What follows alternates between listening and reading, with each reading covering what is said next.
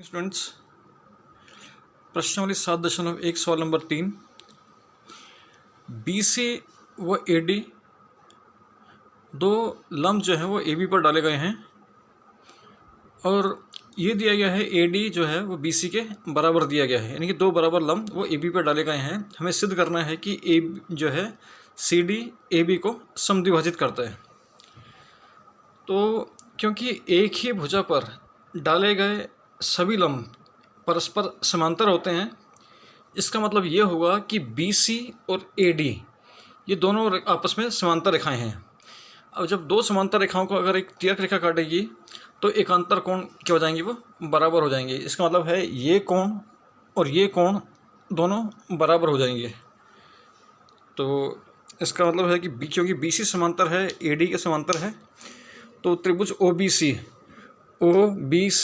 और त्रिभुज OAD के अंदर कोण C कोण D के बराबर, और इसके बाद जो है क्योंकि एकांतर कोण हो गया, इसके बाद कोण A का मान कोण B के मान के बराबर। ठीक है, क्यों, ये दिया हुआ है। ठीक है, और साथ में ये भी दिया गया है कि AD जो है वो BC के बराबर है। तो इसलिए कोण भुजा कोण, तो कोण भुजा कोण सर्वांग समता से तो त्रिभुज क्या हो जाएगा कि OBC ये सर्वांग हो जाएगा त्रिभुज OAD के सर्वांग हो जाएगा। ठीक है, दो त्रिभुज सर्वांग हो गए, तो इसका मतलब जो है ये OB का मान किसके बराबर हो गया, OA के मान के बराबर हो गया। इसका मतलब ये हुआ कि CD जो है इस AB को समद्विभाजित करती है।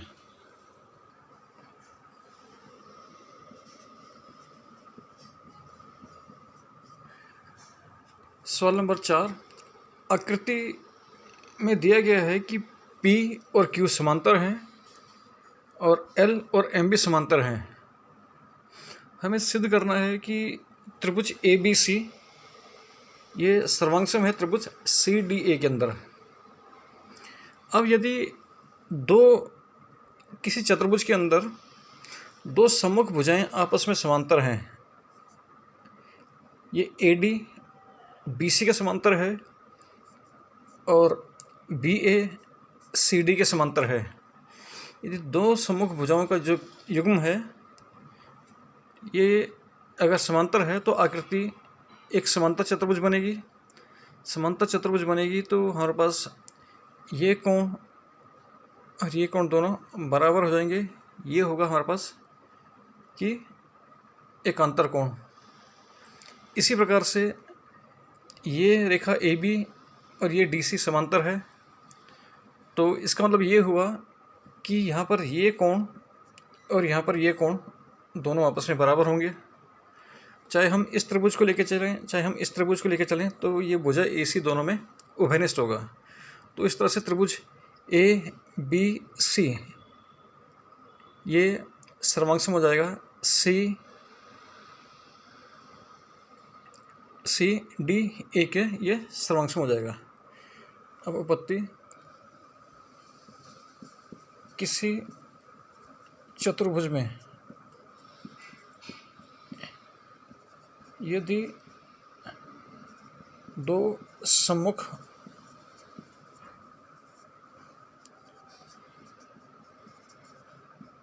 भुजाओं का प्रत्येक युग्म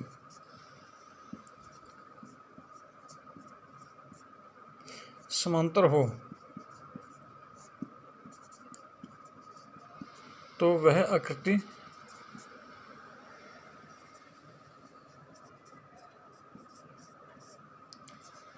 समांतर चतुर्भुज होती है।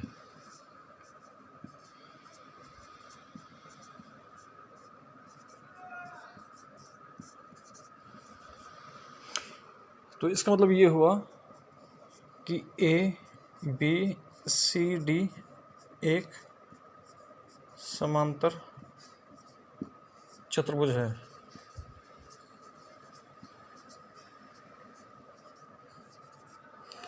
अगर समांतर चतुर्भुज है तो त्रिभुज ABC वो त्रिभुज CDA में,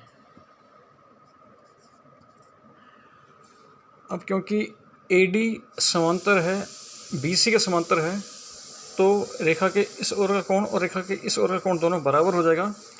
तो कोण डी ए सी, ठीक है, तो ये किसके बराबर हो जाएगा कि कोण जो है बी सी ए के बराबर हो जाएगा। कोण बी सी ए, कारण है इसका एकांतर कोण।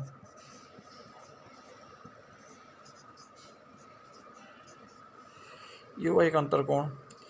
इसी प्रकार से अब ये बी ए समांतर है सी डी के और ये त्यर्क रेखा है, तो इस तरह से ए बी ए सी ये किसके बराबर हो जाएगा, डी सी ए के बराबर हो जाएगा। तो कोण बी ए सी ये बराबर होगा कोण डी सी ए के बराबर, ये भी एकांतर कोण।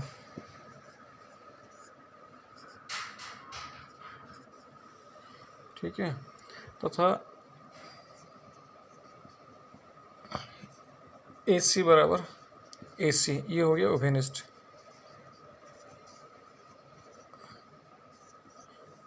ठीक है, इसलिए ए एस ए सर्वांग समता से, इसलिए ए एस ए सर्वांग समता से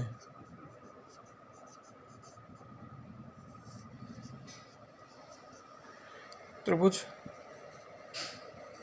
ए बी सी ये सर्वांगसम हो जाएगा त्रिभुज सी डी ए के।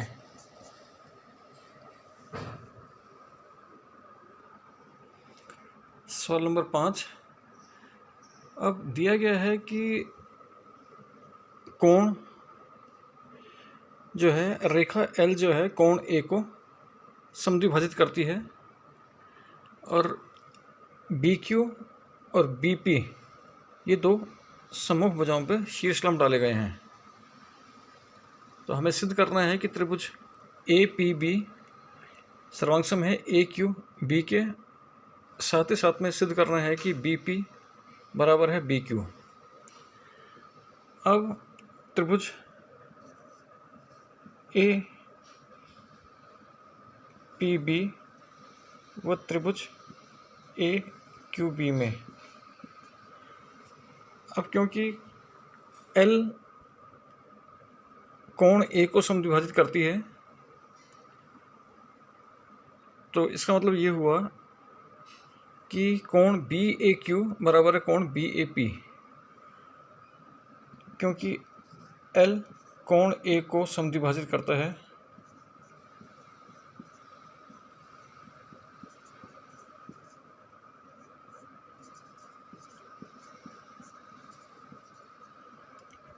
इसलिए कोण बी ए क्यू ये बराबर है कोण बी ए पी के। ठीक है, ये दिया है। अब कोण P बराबर है कोण Q, ये 90 डिग्री, ये भी दिया है। ठीक है, यदि किसी दो त्रिभुजों में दो संगत कोण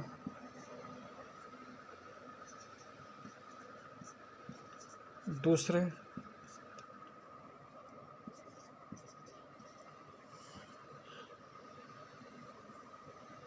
त्रिभुज के बराबर हो तो तीसरा कोण भी आपस में बराबर होंगे।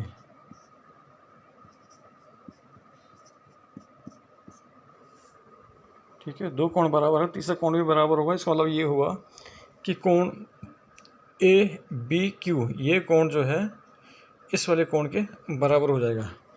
इसका मतलब ये हुआ कि कोण ए बी पी ये बराबर हुआ कोण ए बी क्यू की। ठीक है, और ये कोण और ये कोण तो बराबर हो गए, और ये कोण और ये कोण भी बराबर हो गए। इसका मतलब तथा ये चाहे तो हम इस त्रिभुज को लेके चलें, चाहे हम इस त्रिभुज में लेके चलें, मुझे ए बी दोनों में उभयनिष्ठ है। वो ए बी बराबर ए बी, ये हुआ उभयनिष्ठ, ये उभयनिष्ठ हो गया। इसलिए ए एस ए सर्वांग समता से,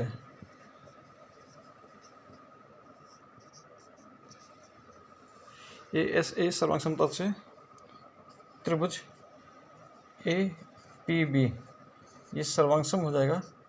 ए पी बी सर्वांगसम हो त्रिभुज ए क्यू बी के, ए क्यू बी के सर्वांगसम हो गया। ठीक है, दो त्रिभुज सर्वांगसम हो जाएंगे तो उनकी संगत भुजाएं भी क्या हो जाएंगी, वो बराबर हो जाएगी। इसलिए बी पी का जो मान है वो बी क्यू के मान के बराबर। क्या कारण है इसका, सीपीसीटी।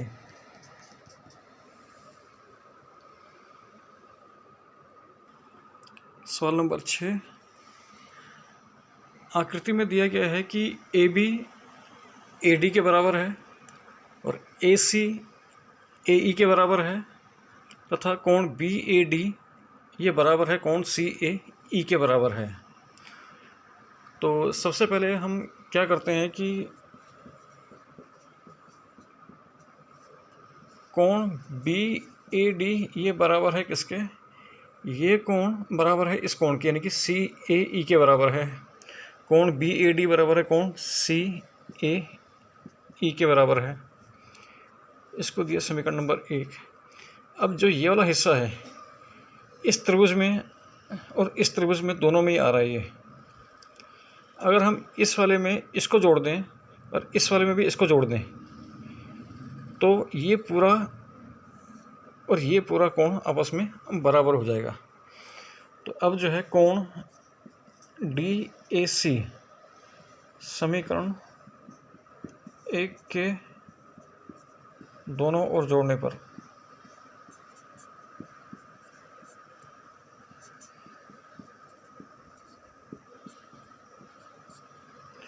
यानी कोण बी ए डी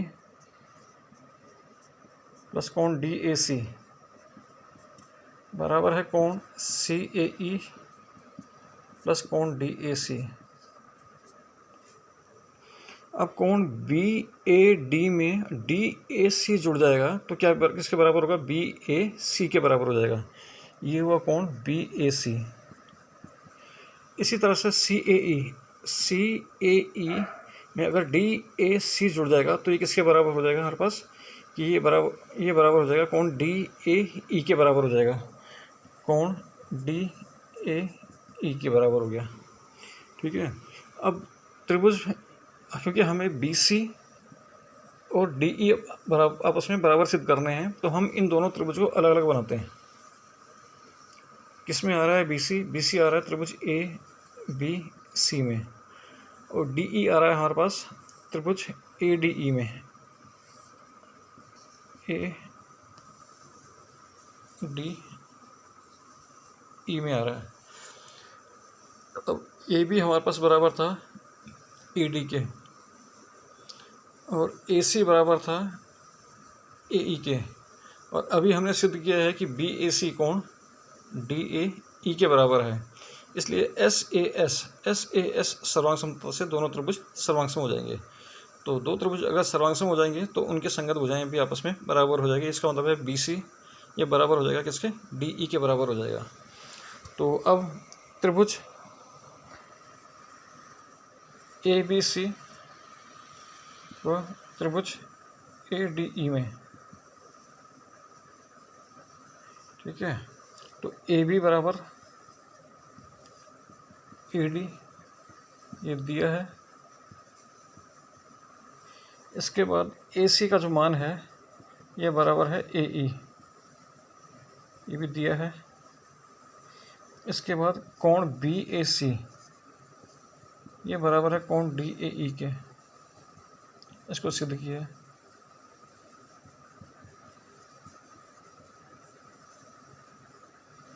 ठीक है, इसलिए एस ए एस सर्वांग समता से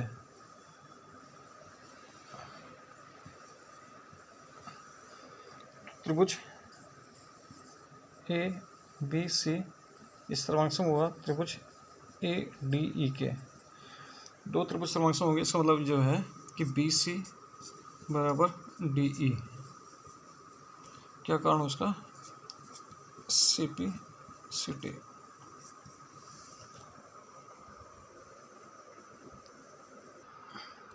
सवाल नंबर 7वां, आकृति में दिया गया है कि पी ए बी का मध्य बिंदु है तथा कोण बी ए डी ये बराबर है कोण ए बी ई के बराबर है। ये कोण इस कोण के बराबर है और ये वाला कोण इस कोण के बराबर है। और हमें सिद्ध करना है कि त्रिभुज डी ए पी ये सर्वांगसम है त्रिभुज ई बी पी के। ई बी पी के सर्वांगसम है। दूसरा ए डी बराबर बी ई के और ए डी जो है वो बी ई के बराबर है। तो अगर हम देखते हैं ये बी ई आ रहा है हमारे पास इस त्रिभुज के अंदर, बी पी ई के अंदर आ रहा है और ए डी आ रहा है हमारे पास ए पी डी के अंदर आ रहा है। तो फिलहाल तो एक काम करेंगे, क्योंकि ये वाला हिस्सा इस वाले हिस्से के बराबर है और ये वाला हिस्सा जो है ये दोनों में आ रहा है, तो इस वाले हिस्से में इसको जोड़ देंगे और इस वाले हिस्से में इसको जोड़ देंगे, तो ये हिस्सा और ये हिस्सा आपस में बराबर हो जाएगा, जैसे पहले वाले सवाल में किया था। तो पत्ते क्योंकि जो है कोण ये जो है E P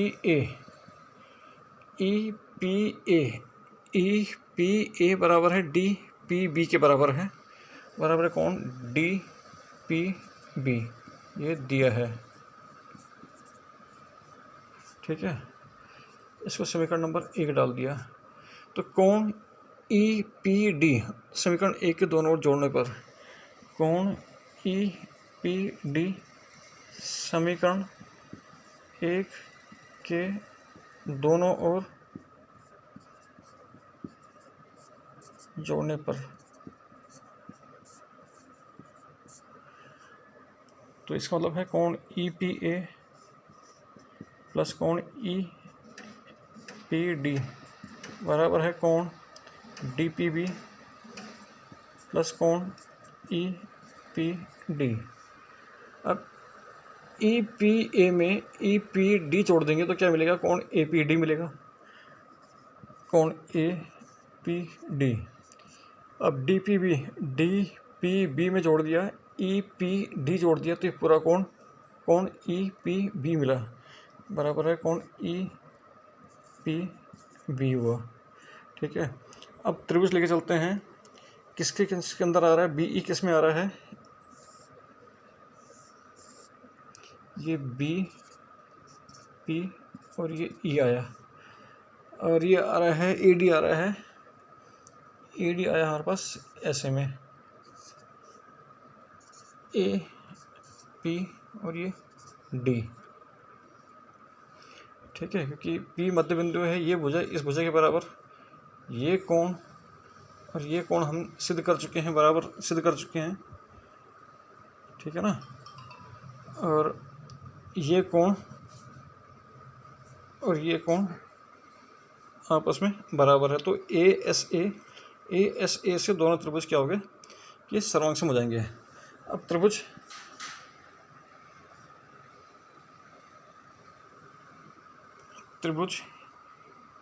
E B P व त्रिभुज डी ए पी में, त्रिभुज ई बी पी व त्रिभुज डी ए पी में, ठीक है, कोण बी किसके बराबर है? कोण ए के, ये दिया है, और कोण ई पी बी बराबर है कोण डी पी ए के बराबर है, दिया है। अब बी पी बराबर ए पी, क्योंकि पी ए बी का मध्य बिंदु है।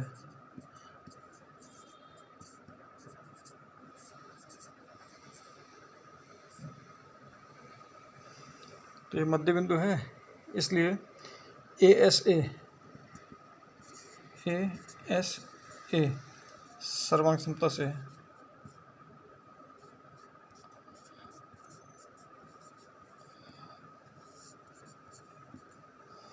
त्रिभुज डी ए पी ये सर्वांगसम हो गया किसके? त्रिभुज ई बी पे के, त्रिभुज ई बी पी के सर्वांगसम हो गया। ठीक है, तो अगर दो त्रिभुज सर्वांगसम हो गए तो उनकी संगत भुजाएं भी आपस में क्या हो जाएंगी? बराबर हो जाएगी। तो इसका मतलब ये हुआ कि ए पी का मान, ए डी का मान किसके बराबर हो जाएगा? वो बी ई के बराबर होगा। क्या कारण इसका? सीपीसीटी की वजह से दोनों भुजाएं भी क्या हो जाएंगी? वो बराबर हो जाएंगी।